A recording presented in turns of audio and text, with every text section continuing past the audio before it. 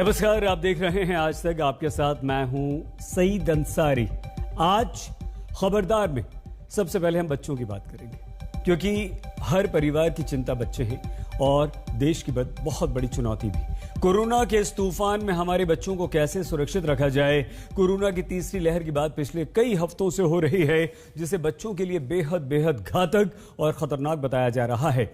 लेकिन चिंता की बात यह है कि तीसरी लहर से पहले दूसरी लहर ही हमें डरा रही है। दूसरी लहर में ही हमारे बच्चे दोगुनी रफ्तार से पॉजिटिव हो रहे हैं। राजस्थान में 600 के लगभग बच्चे पिछले कुछ हफ्तों में संक्रमित हो गए। कर्नाटक, महाराष्ट्र, दिल्ली, उत्तर प्रदेश, उत्तराखंड जैसे राज्यों में भी बच्चों के संक्रमण की बात हम पहले ही सुन चुके हैं। बच्चों पर संक्रमण के इस बहुत बड़े खतरे के बीच बच्चों को सुरक्षित रखना, उनके इलाज के लिए पूरी तैयारी करना हमारे लिए कितनी बड़ी चुनौती है, और वो भी उस समय जब देश का हेल्थ सिस्टम दूसरी लहर में ध्वस्त हो चुका है। तो आज खबरदार में सबसे पहले हम बात करेंगे, और बात करना बहुत जरूरी है, क्योंकि सवाल आपके और हमारे देश के बच्चों का है।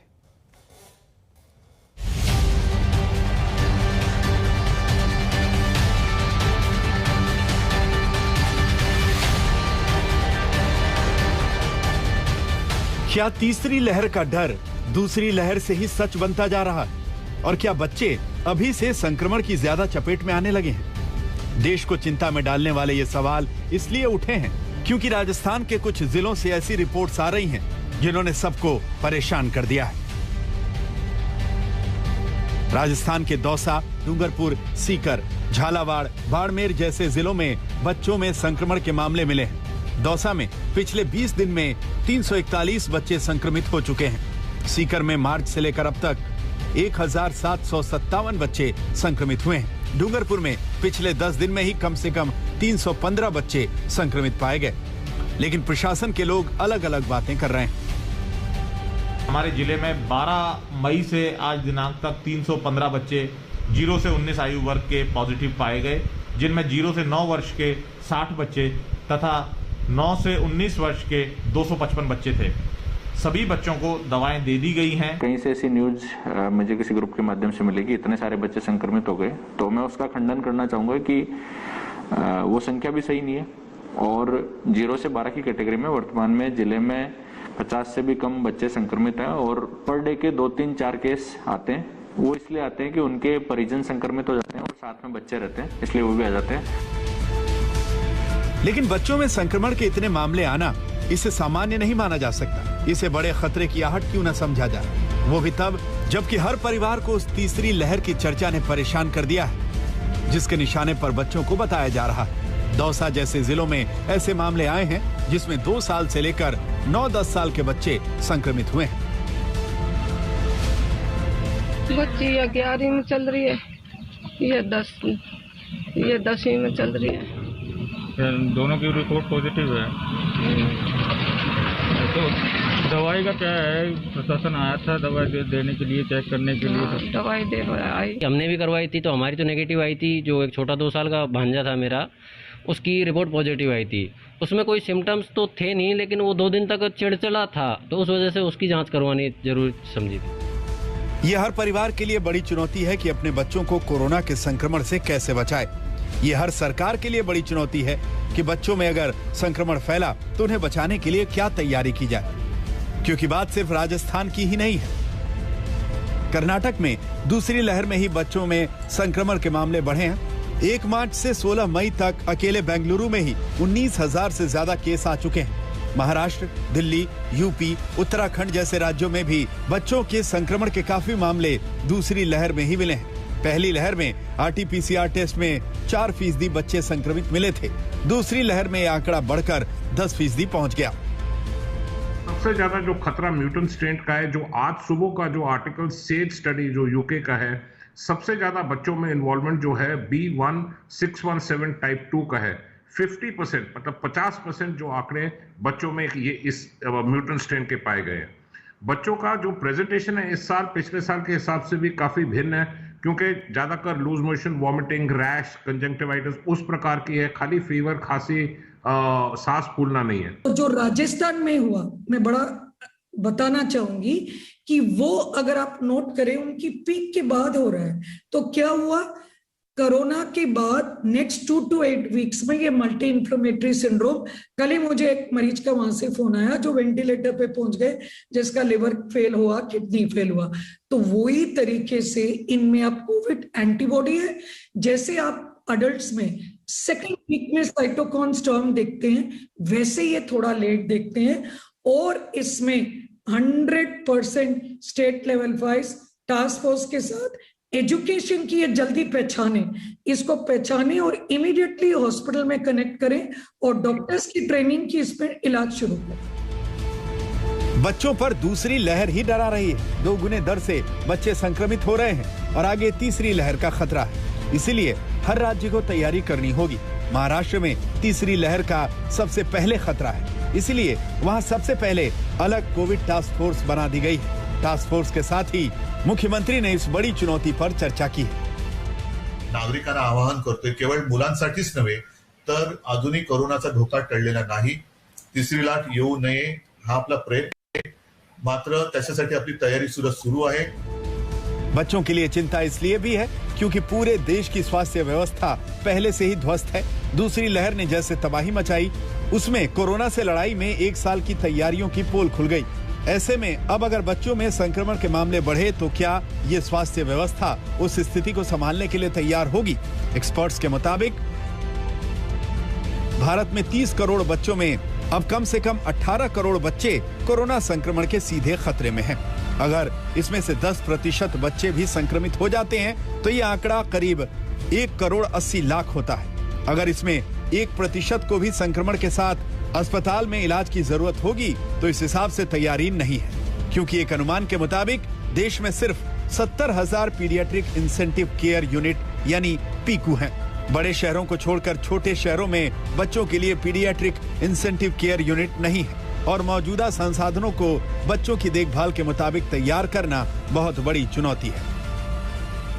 तीसरे लाट में या तीसरे हवे में जो आएगी उसमें शायद वो बाढ़ में बच्चों की संख्या बढ़ सकती है और उसके अनुषंग से महाराष्ट्र शासन ने तैयारी चालू की है। उन्होंने पीडियाट्रिक जो शिशु वृद्ध रोग तज्ञ जो है उनकी एक मीटिंग बुला के, उनके सब एक्सपर्ट्स को बुला के उनके साथ एक विचार विमर्श करके उनकी एक प्रोटोकॉल और गाइडलाइन बनाई है ट्रीटमेंट के लिए, प्रिवेंशन के लिए। महाराष्ट्र में बच्चों के लिए अलग कोविड केयर सेंटर तैयार किए जा रहे हैं। बच्चों में कोरोना के इलाज के लिए करीब 6,000 पीडियाट्रिशियन को ट्रेंड किया जा रहा है। दिल्ली और यूपी जैसे राज्य भी तीसरी लहर के खतरे से निपटने के लिए अपने अपने हिसाब से तैयारी कर रहे हैं। ये तैयारी पूरे देश में होनी चाहिए क्योंकि खतरा बहुत बड़ा है और अब बात बच्चों की है। इसमें वो लापरवाही नहीं की जा सकती जो दूसरी लहर में की गई और जिससे परिवार के परिवार तबाह हो गए। आज तक ब्यूरो। हमारे देश के 30 करोड़ बच्चों में कम से कम 18 करोड़ बच्चे अब सीधे तौर पर आने वाले समय में कोरोना की चपेट में होंगे। ये एक बहुत बड़ा आंकड़ा है और यह आंकड़ा ही ये बताता है कि चुनौती कितनी बड़ी है। वैसे ये माना जाता है कि बच्चों पर कोरोना का खतरा कम होता है, लेकिन वायरस जैसे जैसे अपना रूप बदल रहा है उसमें आगे क्या होगा इस पर कुछ भी कहना बहुत मुश्किल है। अमेरिका में कोरोना के जो नए मामले सामने आ रहे हैं उनमें 22% बच्चे हैं। ऐसी स्थिति में बच्चों को संक्रमण से बचाने और उन्हें सुरक्षित रखने का एक ही उपाय है और वो है बच्चों का वैक्सीनेशन। और इसीलिए अमेरिका पहला ऐसा देश है जहां 12 से 15 साल के बच्चों की वैक्सीन को न सिर्फ मंजूरी मिली है बल्कि वहां पर इसका इस्तेमाल भी शुरू हो चुका है। बच्चों पर कोरोना संक्रमण का खतरा कितना बड़ा है ये दूसरी लहर से ही दिख रहा है। ऐसे में तीसरी लहर के बारे में सोचकर ही डर लगता है। लेकिन बच्चों पर इस खतरे को कैसे कम किया जा सकता है, इसमें हेल्थ सिस्टम की तैयारी के साथ साथ बच्चों के लिए वैक्सीनेशन भी बहुत जरूरी है, क्योंकि दुनिया के दूसरे देश इस पर बहुत आगे बढ़ चुके हैं।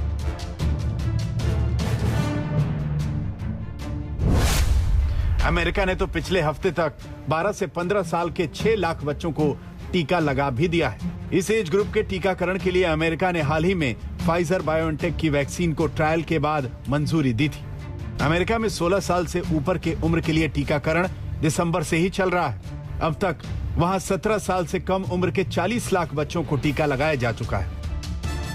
बच्चों के लिए वैक्सीन को मंजूरी देने और उनका टीकाकरण शुरू करने के लिए सबसे जरूरी बात यह है कि बच्चों के लिए वो वैक्सीन कितनी सुरक्षित है। अमेरिका में अनुमान यह है कि 2021 के अंत तक उन्हें वैक्सीन सेफ्टी पर पर्याप्त आंकड़े मिल जाएंगे, जिससे अमेरिका में किसी भी उम्र के बच्चे का वैक्सीनेशन किया जा सकेगा। फाइजर बायोएनटेक की वैक्सीन का 5 से 12 साल के बच्चों का ट्रायल का डेटा जुलाई तक और 6 महीने से ऊपर के बच्चों के लिए वैक्सीन का ट्रायल डेटा सितंबर तक आ जाएगा। इसका मतलब यह है कि सितंबर के बाद से हर उम्र के बच्चों के लिए कोरोना वैक्सीन उपलब्ध हो जाएगी।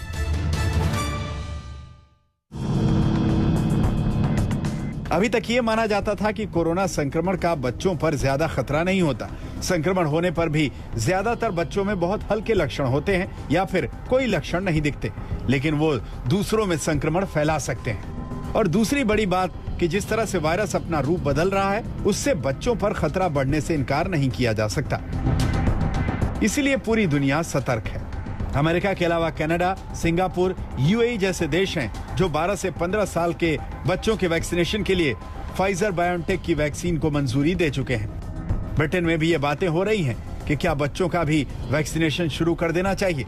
यूरोप के बाकी देशों में भी जून से बच्चों की वैक्सीन उपलब्ध हो जाएगी। भारत में भी बच्चों के लिए कोवैक्सीन के ट्रायल को मंजूरी दी गई है। ये कदम उठाने इसलिए जरूरी थे क्योंकि नए रूप में कोरोना कितना खतरनाक होगा ये कहा नहीं जा सकता। सिंगापुर जैसे देश पहले ही आशंका जता चुके हैं कि कोरोना के नए वेरिएंट तेजी से फैल रहे हैं और इसकी चपेट में अब बच्चे भी आ रहे हैं। इसीलिए इस पर सावधान रहना जरूरी है। भारत में तीसरी लहर बच्चों के लिए ज्यादा खतरनाक बताई गई है और जब तक बच्चों का वैक्सीनेशन नहीं होता तब तक उन पर खतरा बना ही रहेगा। आज तक ब्यूरो। हमारे देश के लाखों परिवारों और उनके बच्चों के लिए आज दुविधा की एक स्थिति दूर हुई है। सीबीएसई की 12वीं की परीक्षा पर सस्पेंस खत्म हो चुका है। सभी राज्यों के साथ आज केंद्र सरकार की एक हाई लेवल मीटिंग हुई, जिसके बाद यह फैसला किया गया कि 12वीं की परीक्षाएं होंगी, लेकिन यह परीक्षा कब होंगी, परीक्षा का पैटर्न क्या होगा, यह फैसला बाद में किया जाएगा और 1 जून को खुद शिक्षा मंत्री निशंक इसका ऐलान करेंगे। सीबीएसई बोर्ड की 12वीं की परीक्षा होगी या नहीं, इस सवाल से पर्दा उठ गया है। 12वीं की परीक्षा होगी और ये परीक्षा कब होगी, इसकी तारीख 1 जून को केंद्रीय शिक्षा मंत्री रमेश पोखरियाल निशंक बताएंगे। मेरे प्रिय छात्र छात्राओं, जो आज बैठक हुई है उसमें कुछ राज्यों ने कुछ समय मांगा है और सुझाव देने के लिए, और उनको कहा गया है कि 25 मई तक वो अपने सुझाव दे देंगे। हम 1 जून तक इन परिस्थितियों का आंकलन करेंगे। जो भी परिस्थितियां होंगी वो आपकी सुरक्षा और आपका भविष्य, हमारे सामने दोनों चीज़ें हैं, सुरक्षा पहले और उसके बाद आपका भविष्य। इन दोनों को देख करके हम फिर 1 जून को आगे का आपको अवगत कराएंगे जो भी परिस्थितियां होंगी। इसके साथ ही देश के अलग अलग सूबों के शिक्षा मंत्रियों, उप मुख्यमंत्रियों और सचिवों के साथ बैठक में निर्णय लिया गया है कि 12वीं की परीक्षा कोविड नियमों के तहत होगी। बैठक में केंद्र सरकार के 2 प्रस्ताव थे। पहला प्रस्ताव सुनिए। केंद्र सरकार के 2 प्रस्ताव थे। उसमें एक प्रस्ताव था कि हम 12वीं क्लास के जो बच्चे हैं उनकी परीक्षा लें, पहले के तरीके से लें, लेकिन कुछ चुने हुए सब्जेक्ट्स की ही परीक्षा लें। जैसे लगभग 200 सब्जेक्ट्स हैं, उन 200 सब्जेक्ट्स में से केवल 20 मेजर सब्जेक्ट्स की परीक्षा लें और उनके बेस पर ही हर एक बच्चे के बाकी सब्जेक्ट्स के मार्क्स दें। केंद्र सरकार ने बाकी सूबों के शिक्षा मंत्रियों के सामने दूसरा प्रस्ताव रखा, वो भी सुनिए। दूसरा उनका प्रस्ताव था कि परीक्षा लें, लेकिन उसका पैटर्न थोड़ा बदलें। स्कूल में ही परीक्षा हो, ऑब्जेक्टिव टाइप के क्वेश्चंस की परीक्षा हो, 3 घंटे की जगह 1.5 घंटे की परीक्षा हो, और उसकी बच्चों की जो कॉपी चेक करने का काम है वो भी स्कूल में ही हो। तो ये उनका दूसरा प्रस्ताव था। और उसमें यह भी है कि बच्चों के सारे सब्जेक्ट्स की परीक्षा ना हो, लेकिन बच्चे तय कर लें कि उनको कौन से 4 सब्जेक्ट की परीक्षा देनी है या 3 सब्जेक्ट की परीक्षा देनी है, ये उनका ऑप्शन भी था। लेकिन कोविड महामारी के बीच अलग अलग राज्यों में अलग अलग समस्याएं हैं। दिल्ली सरकार का मानना है कि ऐसी मुश्किल घड़ी में परीक्षाएं कराना खतरे से खाली नहीं। बार बार ये बात भी आ रही है कि तीसरी वेव भी आ सकती है, और ये बात बार बार कही जा रही है अलग अलग सेक्टर से कि तीसरी वेव अगर आती है तो बच्चों को सबसे ज्यादा नुकसान पहुंचाएगी तीसरी वेव। ऐसे में दिल्ली सरकार का मानना है, मुख्यमंत्री अरविंद केजरीवाल जी ने भी मुझको कहा कि ये प्रस्ताव केंद्र सरकार के सामने रखा जाए कि बच्चों की सेहत से, बच्चों की सुरक्षा से खिलवाड़ करके हमें परीक्षा पूरा करने का शौक नहीं पूरा करना चाहिए। बात सिर्फ इतनी नहीं है। दिल्ली सरकार की ओर से बैठक में कहा गया है कि 12वीं के बच्चों के लिए वैक्सीन की व्यवस्था की जाए। परीक्षा कराने की जिद नासमझी साबित होगी।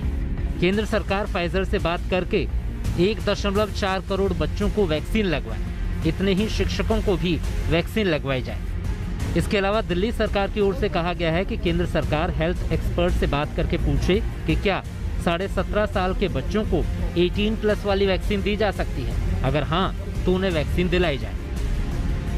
महाराष्ट्र सरकार की ओर से बढ़ते कोविड केस को लेकर चिंता जताई गई। हमने उनको वही कहा कि हमें पूरे सुरक्षित वातावरण बच्चों को देना होगा। हमारे लिए सबसे बड़ी प्राथमिकता अगर कुछ है तो बच्चों की हेल्थ है। आज बच्चे 1.5 साल से आप सभी लोग को मालूम है कि परीक्षा की तैयारी कर रहे हैं। पेरेंट्स में कहीं ना कहीं एक संभ्रम की भावना है, तो हमें ऐसे ही कुछ सोल्यूशन पे जाना पड़ेगा जो बच्चों के हित में हो।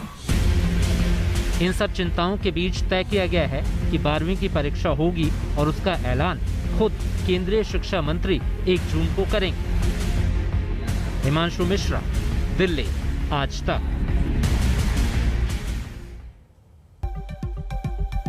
स्वागत एक बार फिर से आपका। कोरोना संक्रमण को रोकने के लिए लॉकडाउन सबसे कारगर तरीका माना जाए।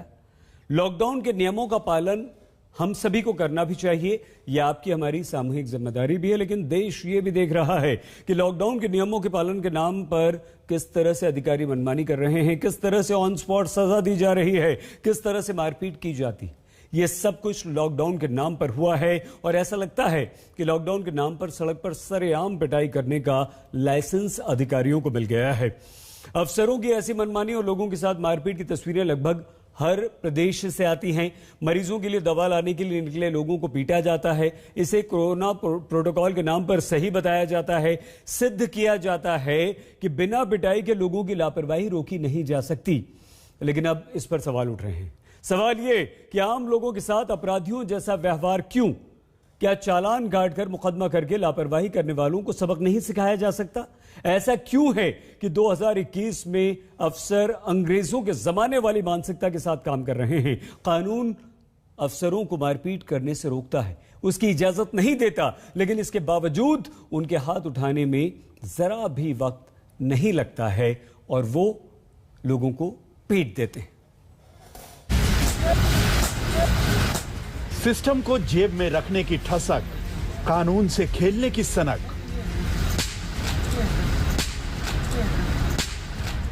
रुआब ऐसा कि जहां खड़े हो जाए वहीं दरबार लग जाए। भारत के ऐसे लोग साहेब कहलाते हैं और वो माई बाप कहलाने का भी शौक रखते हैं।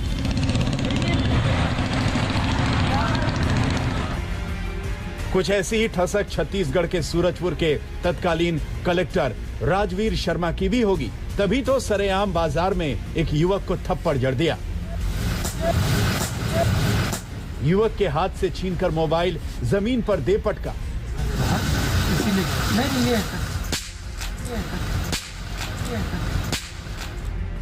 इतने से दिल नहीं भरा तो अंगरक्षकों से डंडे बरसवाने लगे।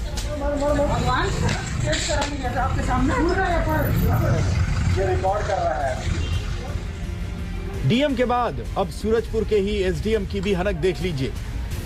छूटते ही हाथ छोड़ने का शौक रखते हैं।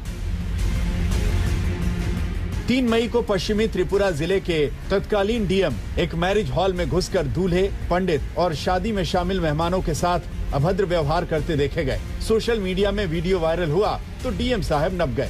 युवक को थप्पड़ मारने वाले सूरजपुर के डीसी को भी हटा दिया गया है। दोनों ही मामलों में सोशल मीडिया में भारी विरोध और आलोचना के बाद कार्रवाई हो गई। सर देखिए, कोई छोटा अधिकारी कुछ करता तो हम बड़े अधिकारी के पास जाते शिकायत करने के लिए। अब जिले के जो सबसे मेन मालिक हैं कलेक्टर साहब, वो ऐसा किए हैं तो अब किसके पास जा सकते हैं। सवाल यहाँ ये उठता है कि अफसर मनमानी क्यों करते हैं? आखिर उन्हें आम आदमी को मारने पीटने का अधिकार किसने दिया?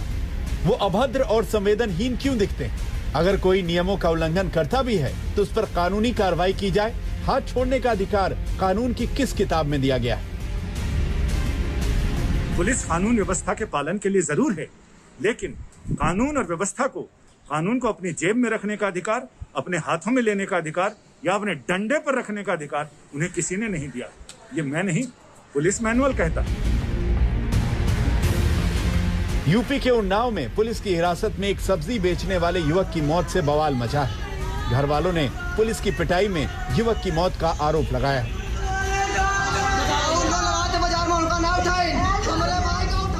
आरोपी पुलिस वालों पर कार्रवाई करने के लिए परिवार को शव के साथ धरना देना पड़ा। तब जाकर 2 सिपाहियों और 1 होमगार्ड के खिलाफ हत्या का मुकदमा दर्ज कराया गया। परिवार का आरोप है वर्दी की गर्मी ने एक गरीब सब्जी वाले की जान ले ली। क्या नाम है आपका? कहाँ रहते हैं आप? अच्छा, ये जो जिस बच्चे की मौत हुई है ये कौन है आपका? मेरा भाई फैसल। क्या हुआ था, कैसे इसकी मौत हुई? पुलिस वाले आए का मारी और थाने में ले गए। नहीं, कहाँ से ले गए? कहाँ से? बाजार से। क्या कर रहा था बाजार में? बाजार में बैठा था, सब्जी लगाया था। हाँ। और भी और लोग भी बैठे थे। हाँ। वो सब भाग गए थे। तो इसका पकड़ीन। हाँ। उसका मारिन भी। हाँ। फिर थाने में ले गए इसको। लखनऊ पुलिस पर लॉकडाउन के दौरान एक युवक से मारपीट और 1500 रुपए छीनने का आरोप है। पुलिस की पिटाई का सीसीटीवी फुटेज वायरल हो रहा है।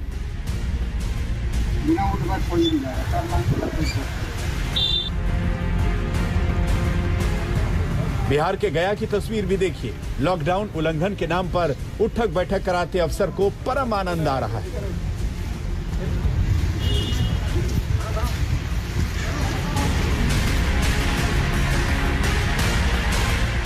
शहर में घूम घूम कर किसी को भी धमका रहे हैं, किसी की पिटाई करा रहे हैं।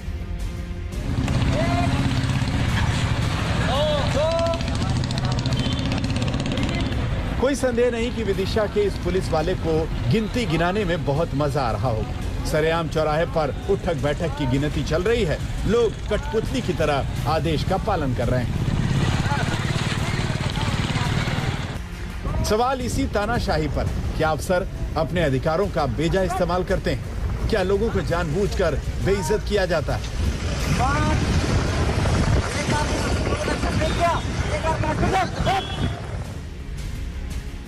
क्यों जिस जनता की सेवा के लिए अफसरशाही का तंत्र खड़ा किया गया है, उसी जनता के प्रति तथाकथित इन जन सेवकों का व्यवहार निराशाजनक और सामंतवादी क्यों है? उनका उल्लंघन कर रहे हैं तो उसमें यदि उनका ऐसा अपराध है जो कि एपिडेमिक डिजीज एक्ट के तहत यदि संज्ञेय है, FIR होने लायक था, तो उसमें FIR किए जा रहे हैं। जहां ऐसा समझ में आता है कि इनको जुर्माना दिया जाना चाहिए, वहाँ उन पर उचित प्राधिकार द्वारा जुर्माना भी किया जा रहा है। नहीं कर रहे हैं, उनके विरुद्ध 188 की FIR करके सख्त कार्रवाई की जा रही है, जिससे हमारे देहात थाने में 35 कार्रवाई की गई है और 18 कार्रवाई शहर थाने में की गई और ये निरंतर जारी रहेगी। लॉकडाउन के दौरान सरकार का आदेश है कि जरूरी चीजों पर पाबंदी नहीं होगी। जिनकी पिटाई की गई उनमें से किसी का मरीज अस्पताल में भर्ती था, कोई दवा लेने निकला था, कोई सब्जी खरीदने। अगर मान भी लिया जाए कि लॉकडाउन का लोग उल्लंघन करते हैं तो ऐसे लोगों का बेशक चालान काटा जाए, बेशक मुकदमा दर्ज किया जाए। क्यों लोगों को अफसरों के अभद्र व्यवहार का शिकार होना पड़े? क्यों सरेआम सड़क पर तमाचा जड़ा जाए?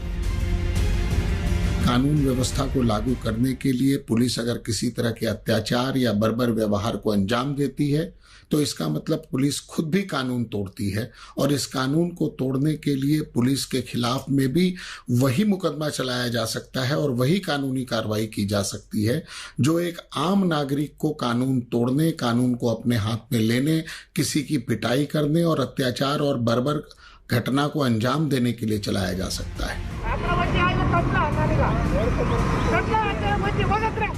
वीवीआईपी कल्चर के खत्म होने की बात खूब सुनी होगी, लेकिन सच ये है कि पूरी प्रशासनिक व्यवस्था अघोषित नियमों से बंधी होती है। अफसरों का जबरदस्त नेक्सस काम करता है। राजनीतिक आकाओं के सामने जुबान दबाए नौकरशाह आम आदमी के सामने मानो शहंशाह के अवतार में रहते हैं। दिल्ली से संजय शर्मा के साथ आज तक ब्यूरो।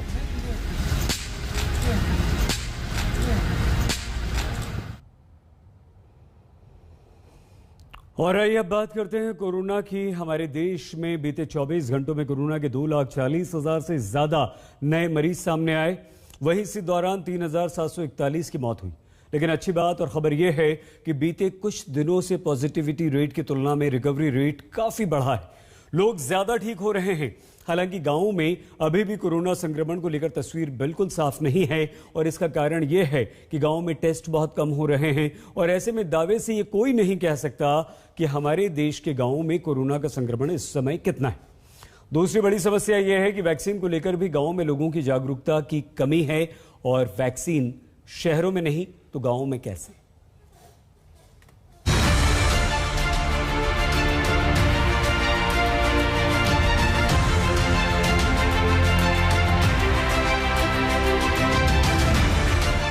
जिस लहर में महानगरों की सुविधाएं भी कम पड़ रही हूं, उस दौर में गांवों की मजबूरियां डराती हैं, चिंता में डालती हैं। पिछले साल जब कोरोना वायरस की पहली लहर ने तबाही मचाई तो शहरों में कोहराम ज्यादा दिखा। अब दूसरी लहर में वायरस गांवों में सिर उठा रहा है। बड़ी ग्रामीण आबादी अदृश्य दुश्मन की चपेट में आ गई। गांवों में हाल ही में पीएम मोदी ने कहा था कि गांव पर तुरंत ध्यान देने की जरूरत है क्योंकि गांव के हालात चिंताजनक हैं। प्रधानमंत्री का बयान बड़े संकट की तरफ इशारा कर रहा है। ये संक्रमण अभी गांव में भी तेजी से पहुंच रहा है। देश की हर सरकार इससे निपटने के लिए हर संभव प्रयास कर रही है। इसमें गांव के लोगों की जागरूकता, हमारी पंचायती राज से जुड़े जो भी व्यवस्थाएं हैं उनका सहयोग, उनकी भागीदारी उतनी ही आवश्यक है। मास्क लगातार पहनना बहुत जरूरी है। गांव में कोरोना कहर बनकर टूटा। कोई नहीं जानता कितने लोग अब तक कोरोना संक्रमण के शिकार हुए हैं, कितने लोगों की कोरोना से मौत हुई है। कोई प्रदेश नहीं छूटा, हर जगह एक ही तस्वीर। गोरखपुर के डीएम का सनसनीखेज बयान सुनिए। बता रहे हैं कि अस्पतालों में एक बेड के लिए 100 मरीज थे। इतनी लाचारी और बेबसी वाले हालात थे कि चाहकर भी कुछ नहीं कर पा रहे थे। और हजारा आदमी एक दिन में आ जाता तो किसको बेड दें। हम लोग ऐसे भी हालत में थे, एक दिन में 100 लोग लाइन पे थे एक बेड के लिए, मरने के लिए इंतजार कर रहे थे। तो आदमी मरेगा तब वो बेड मिलेगा।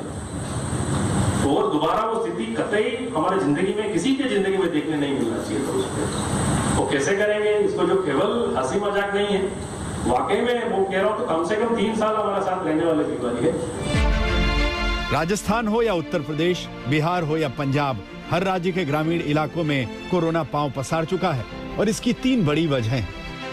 पहला, गांव में प्राथमिक चिकित्सा केंद्रों की हालत अच्छी नहीं। दूसरा, गांव में कोरोना टेस्टिंग लगभग न के बराबर। तीसरी वजह वैक्सीन को लेकर लोगों में भ्रम है और चौथी वजह लोगों का जागरूक न होना, कोरोना को लेकर लापरवाही है। गांव के लोगों में कोरोना को लेकर जागरूकता की कमी है। लोग बीमारी को ठीक से समझ नहीं पा रहे, यानी खतरा दोहरा है। पहला, मेडिकल सुविधा नहीं। दूसरे, लोगों के पास कोरोना संक्रमण की जानकारी कम है। कोरोना को हराना है तो वैक्सीन लेना सबसे ज्यादा जरूरी है। पहले ग्रामीण कोरोना टेस्ट से डर रहे थे, अब वैक्सीन लेने से डर रहे हैं।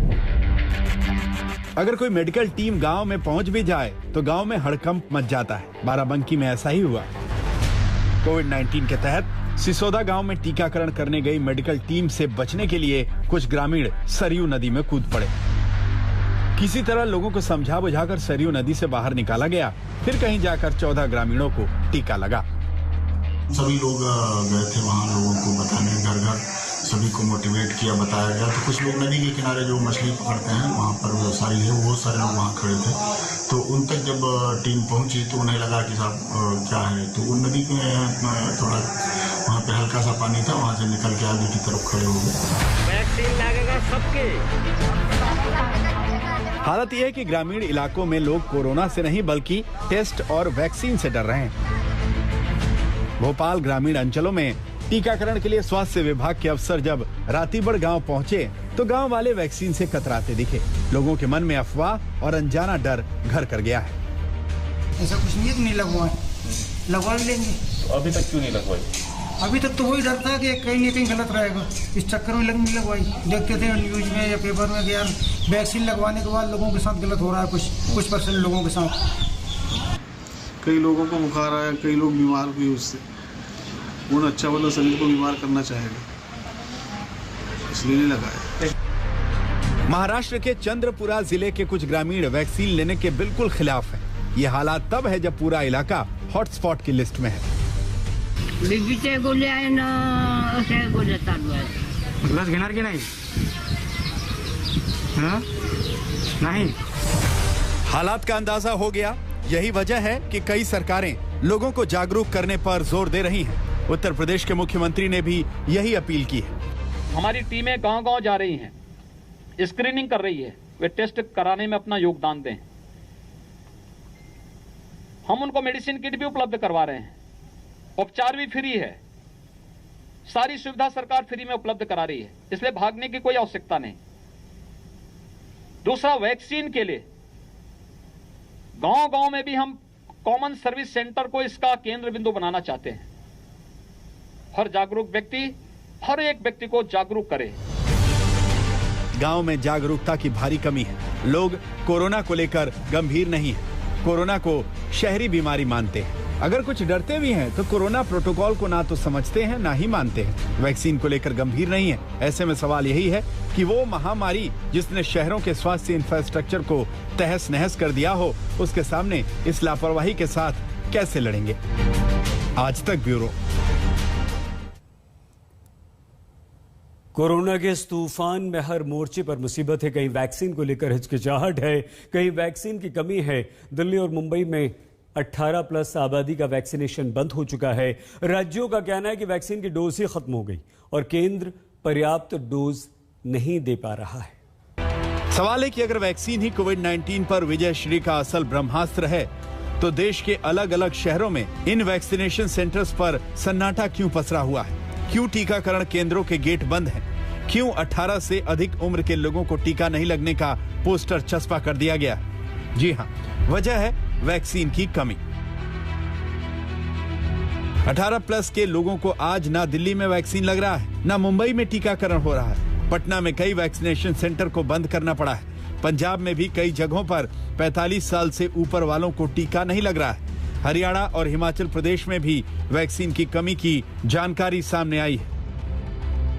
कई राज्यों के मुख्यमंत्रियों ने सीधा इल्जाम लगा दिया है कि केंद्र से वैक्सीन की सप्लाई नहीं मिल रही, लिहाजा 18+ को टीका नहीं लग सकता। दिल्ली के सभी एडल्ट्स को वैक्सीन लगाने के लिए हमें 2.5 करोड़ और वैक्सीन चाहिए। अगर इसी रफ्तार से दिल्ली के एडल्ट्स, अगर इसी रफ्तार से हम चले, 8 लाख वैक्सीन हर महीने मिली तो दिल्ली के एडल्ट्स को ही वैक्सीन लगाने में 30 महीने लग जाएंगे। में कोरोना की तबाही के बीच 18 साल से अधिक उम्र के लोगों के लिए वैक्सीनेशन प्रोग्राम की शुरुआत हुई थी, लेकिन महज कुछ हफ्तों के बाद इस वैक्सीनेशन प्रोग्राम को रोक दिया गया है। वजह है वैक्सीन की कमी। रविवार 23 मई बीएमसी द्वारा संचालित किसी भी वैक्सीनेशन सेंटर में आज वैक्सीनेशन ड्राइव नहीं चलाई जाएगी। इस बात की जानकारी बृहन मुंबई म्युनिसिपल कॉर्पोरेशन ने एक ट्वीट के जरिए दी है। हालांकि बीएमसी ने यह भी कहा है कि सोमवार को जो वैक्सीनेशन ड्राइव चलाया जाएगा उसके लिए वैक्सीनेशन सेंटर्स की लिस्ट आज दी जाएगी। वैक्सीन को लेकर केंद्र की मोदी सरकार और गैर बीजेपी शासित राज्यों में अदावत अब लंबी हो चली है। तमाम विपक्षी दल लगातार हर रोज पीएम से मांग कर रहे हैं कि राज्यों को वैक्सीन दो, हमें वैक्सीन दो। सोनिया गांधी, राहुल गांधी, अरविंद केजरीवाल, ममता बनर्जी, अशोक गहलोत, मायावती ने सीधे प्रधानमंत्री मोदी से या तो चिट्ठी लिखकर या ट्वीट से वैक्सीन की सप्लाई बढ़ाने की अपील की है। हालांकि केंद्र की ओर से जारी बयान में कहानी कुछ और है। जिसके मुताबिक अब तक राज्यों और केंद्र शासित प्रदेशों को 21 करोड़ 80 लाख वैक्सीन डोज दिया जा चुका है, जबकि राज्यों के पास अभी भी 1 करोड़ 90 लाख वैक्सीन डोज बचे हुए हैं। Can the Prime Minister please enlighten us that how is it that on April 8, 36.5 lakh vaccines were administered per day, and how is it that on May 28th it has come down to 13.6 lakh per day? Who is responsible, Mr. Prime Minister?